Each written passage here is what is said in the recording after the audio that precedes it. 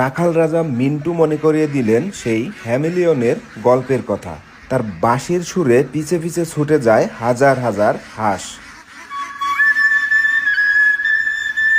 প্রতিদিন সকালে বাঁশি বাজানো মাত্রই এভাবেই এই হাঁসগুলা সব মিন্টু মিয়ার পিছু নেয়। আর এভাবে বাঁশি বাজাইতে বাজাইতে চলে যায় এক বিল থেকে আরেক বিলে এই হাঁসগুলাকে খাবার খাওয়ানোর উদ্দেশ্যে।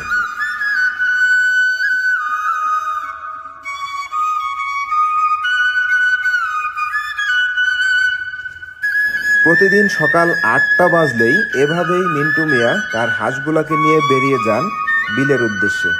বাড়ি থেকে প্রায় ২ কিলোমিটার দূরে এই হাঁসগুলাকে নিয়ে খাবার খাওয়ান।